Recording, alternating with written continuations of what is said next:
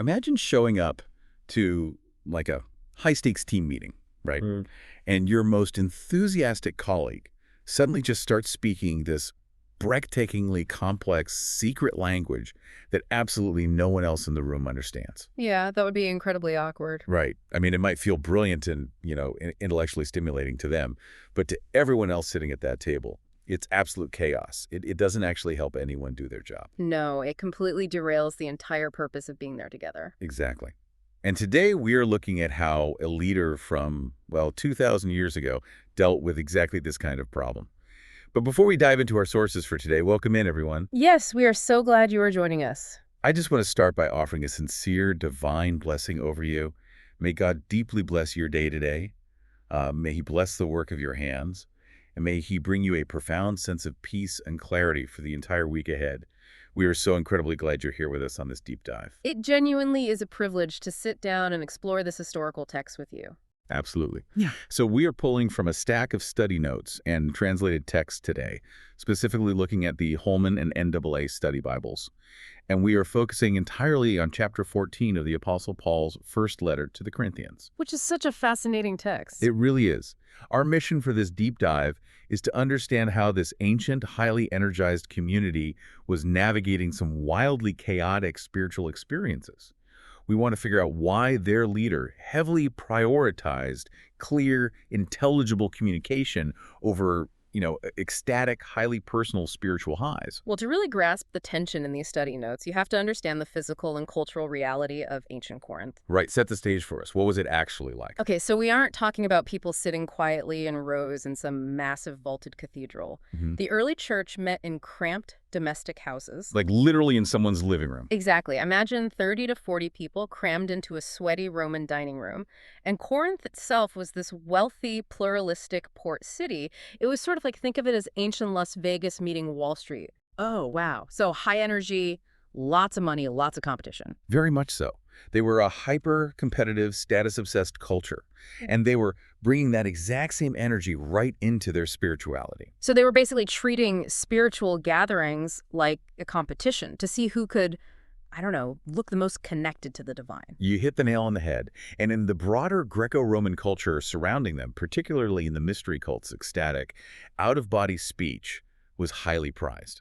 Interesting. So that was like the cultural gold standard for being spiritual. Right. If you look at something like the Oracle of Delphi, chaotic, unexplainable babble was viewed as the ultimate sign that a deity was touching you.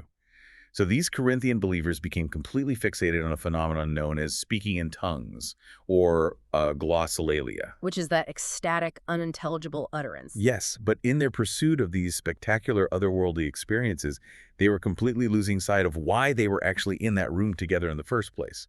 They were showing up for the spiritual fireworks show, but kind of just ignoring the actual foundation of the building. That is a great way to put it. And that brings us to Paul stepping in to completely flip their value system. He starts ranking these spiritual experiences, and he aggressively challenges this assumption that the most mysterious, unexplainable experience is automatically the most valuable. Yes, the sources reveal his undeniable preference here. He states that prophecy is vastly superior to speaking in tongues. Okay, let's unpack this, because when we say prophecy today, people usually think of crystal balls and predicting the future. Right, I'm glad you brought that up, because it's important to clarify that in this specific context, prophecy doesn't necessarily mean predicting the future. It means speaking clear, understandable words of divine truth meant for the people in the room. Like giving instruction or encouragement that people can actually comprehend. Exactly, and the text explains exactly why it's better. When someone speaks in tongues without an interpreter, they are just speaking mysteries to God. The only person being built up in that moment is the speaker. Ah, so they're essentially trapped in a loop of their own spiritual euphoria. It's all about them. Right. But prophecy is defined here as speaking directly to people for three distinct reasons: edification, exhortation, and consolation. Okay, edification. Let's look closely at that word, because the root of it is architectural, isn't it? It is. It literally means the process of building a house. Wow. So Paul is laying down this fundamental rule. The ultimate metric for any spiritual gift isn't how euphoric or amazing it makes you feel. The metric is whether or not it actually builds the community's house. Precisely. It's about the group, not the individual ego. It's kind of like someone bringing an impossibly rare, vintage, two-seater Ferrari to a community carpool. I mean, it is spectacular to look at. It definitely proves the driver has high status. And it's probably a thrilling, transcendent ride for the person behind the wheel. Exactly. But it doesn't actually help get the neighborhood kids to school. Paul is basically telling this community to park the Ferrari and drive a minivan. I love that. Park the Ferrari, drive the minivan. It really captures the ego versus utility dynamic playing out here. It's not about the flex. It's about the utility. And if the primary goal is utility, if we are here to build each other up, then we have to look really hard at the mechanics of our communication. Paul uses this brilliant illustration involving inanimate musical instruments to drive the point home. Oh, yes.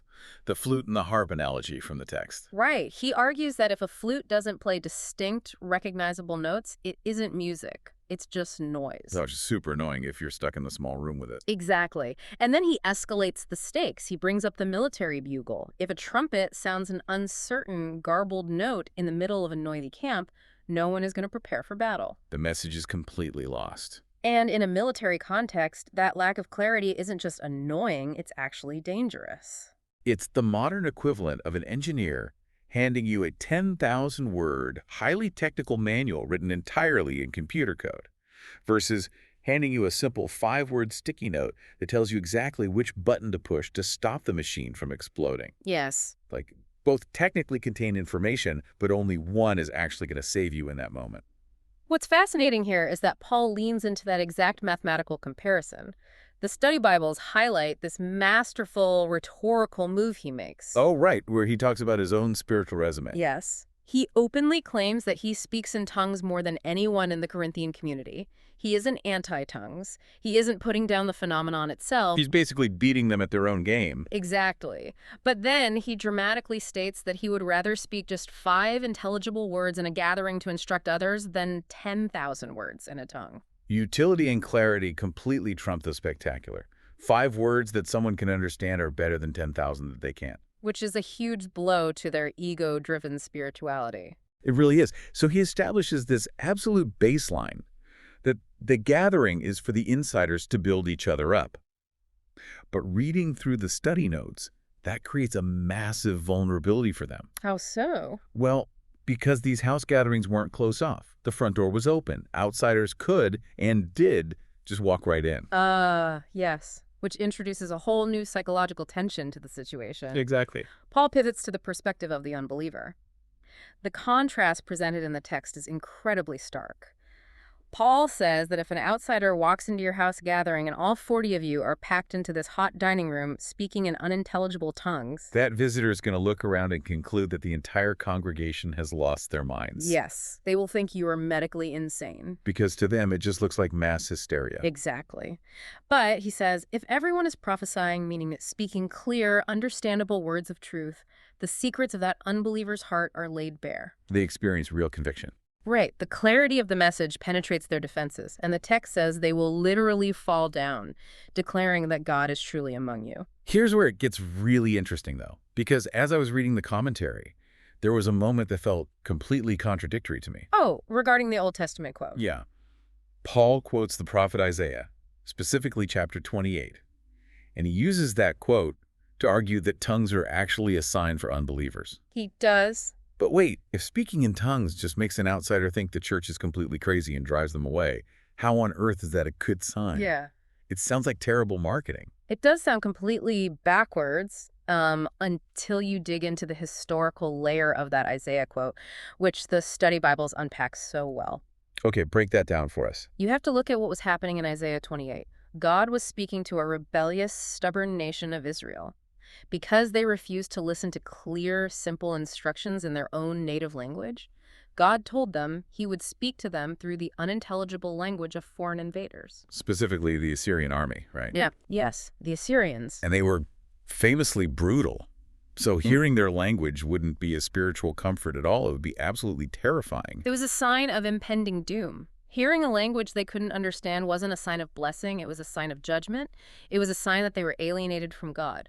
Oh, wow. So when Paul says tongues are a sign for unbelievers, he doesn't mean a welcome sign. It's a negative sign. Precisely. If an unbeliever comes into the Corinthian church and hears nothing but chaotic, unintelligible noise, it acts as a sign of alienation. It reinforces their unbelief and their separation. Just like the foreign invaders in Isaiah, they are left on the outside looking in. Prophecy, on the other hand, is explicitly meant to build up the believers, but it has this powerful secondary effect. Because it brings understandable truth into the room. Right, and it has the power to pull the visitor inside. Clarity invites people in. Chaotic mystery violently shuts them out. That completely flips the script on how we usually think about signs and wonders. And because the stakes are so high, you're dealing with the psychological experience of the outsider and the actual structural growth of the community inside. Paul decides he has to rein in this wild, free-for-all environment. He really has no choice. Yeah, he starts laying down these architectural blueprints for how they are actually allowed to meet. And the structural rules are strict. They are specifically designed to counter the exhaustion and chaos of everyone trying to, out-mystic each other. So what are the rules? Well, if people are going to speak in tongues, Paul says it is limited to only 2 or at most 3 people per gathering. So no more 30-person simultaneous babbling sessions. Exactly. And they absolutely must take turns. There is no talking over one another. And crucially, there must be an interpreter present. Meaning someone who can translate the tongues into clear language. Right. If there's no interpreter, the speaker must remain completely silent in the church and only speak to themselves and to God privately. He applies a similar structure to the prophets too, doesn't he? He does. They should also speak 2 or 3 at a time. But then he adds this really fascinating layer. While a prophet is speaking, the others in the room are supposed to evaluate or judge what is being said. So it's not just this uncritical environment where anything goes. People are actually fact-checking the theology in real time. Yes, and that evaluation process challenges a very common assumption about ancient spirituality. Yeah, I want to pause on that. Yep. Because a lot of people assume that divine inspiration implies being totally swept away. Right. Like you're in a trance, your eyes roll back, you lose consciousness, and you have zero control over what your body or your mouth is doing. The Greco-Roman world certainly viewed it that way. If you were truly inspired, you were out of your mind. Right. But if we connect this to the bigger picture, Paul makes a profound theological statement to counter that exact assumption. He writes, "The spirits of prophets are subject to the prophets." Meaning they are still in control. Exactly. The commentary notes emphasize this heavily. The Holy Spirit, in this Judeo-Christian framework, does not force anyone to speak against their will. It is not a state of possession where human agency is erased. That's a huge distinction. True spiritual gifts in this tradition maintain the person's self-control. And Paul anchors this in a core theological assertion. God is not a God of confusion, but a God of peace. So the physical orderliness of the room is actually supposed to reflect the character of the divine. Exactly. If God is peaceful and ordered, a gathering in his name shouldn't look like a chaotic, sweaty riot. It should look like peace. But as we move through this text, maintaining that order and evaluating what is said introduces a set of rules that, to our modern ears, sound incredibly jarring. Yes, it is a major cultural flashpoint in the study notes. You're referring to the verses regarding women in the assembly. I am. The source text includes specific instructions stating that women are to remain silent in the churches. It says they should be in submission, as the law says, and if they have questions about what they are learning, they should ask their husbands at home. It even states it is disgraceful for a woman to speak in church. So what does this all mean? Because as a reader, you immediately hit a massive contextual red flag here. You really do. We just established that Paul is obsessed with logic and order. But how do we reconcile this absolute demand for silence here in chapter 14 with the fact that just a few pages earlier, in chapter 11 of the exact same letter, Paul explicitly gives instructions on how women should pray and prophesy in church? It seems like a glaring contradiction. Yeah, he literally just gave them guidelines for when they speak up. He can't have just forgotten what he wrote 10 minutes ago. This raises an important question, and it is one of the most heavily debated passages in early Christian texts. So what do the sources say? We have to report on what's actually in these study Bibles. Right. The study Bibles we are using offer a very specific resolution to this tension based on the cultural and textual context. The commentary suggests that this passage in chapter 14 is not a universal ban on women speaking, precisely because, as you said, that would directly contradict chapter 11. So how do they explain it? Instead, you have to look at exactly where this instruction is placed in the flow of his argument. It immediately follows the instructions about evaluating or judging the prophecies. Oh, The critical review part of the gathering we just talked about. Exactly. The study note suggests the silence pertains specifically to that evaluative process, or to disruptive public questioning and interrogating during the teaching time. So it's about the back and forth debate. Yes. You have to remember, the early church was meeting in a deeply patriarchal Greco-Roman world. It was centered around the paterfamilias, the absolute authority of the male head of the household. Right, that was the unquestioned social structure. And the commentary points out that Paul is referencing Old Testament structures of male leadership here as well. The goal was to ensure the gathering remained orderly and culturally respectable to the outside world, avoiding the subversion of accepted cultural models of the time. Without contradicting his earlier permission for women to actually exercise prophetic gifts. Exactly. Wait, I understand not wanting to subvert the cultural norms of the day just to keep the peace. But isn't the entire premise of this new Christian movement supposed to be radically countercultural? It was. I mean, they were already doing things that the Roman Empire hated. Why does Paul draw the line at public questioning for women when he's willing to break so many other societal rules? That is the exact tension early Christianity lived in. You have to consider the fragility of this new movement. How so? Early Christians were already heavily suspected by Roman authorities of being a subversive, dangerous cult, a cult that ruined traditional family structures and disrupted the social order. So they were already under a microscope. They were constantly on the verge of intense persecution. Paul is trying to walk a razor-thin tightrope here. I see. He wants to maintain the radical spiritual equality where women are given the Holy Spirit and permitted to prophesy, which, by the way, was revolutionary. Yeah. But he also needs to manage how they learn and question in public. If their gatherings became famous for women publicly interrogating and judging male leaders, it wouldn't just be a scandal. It would be ammo for the Romans. Exactly. In the first century Roman mind, it would validate every rumor that this was a dangerous cult aiming to overthrow society. He was managing the public tripwires so the community could survive, rather than stripping them of their spiritual gifts entirely. That brings so much color to the text. It's a stark reminder that these ancient letters weren't just, written in a vacuum. They were written to real people in a real time, dealing with incredibly dangerous cultural pressures. They really were. They were trying to figure out how to be this radical new community without completely alienating the society around them through perceived social disorder. And when you look at it through that lens, it really ties the entire chapter together. It really does. Whether it's limiting who can speak in a mysterious language, demanding an interpreter, telling people to wait their turn, or managing the cultural dynamics of public evaluation to protect the community from Roman scrutiny, every single rule serves the exact same overarching goal.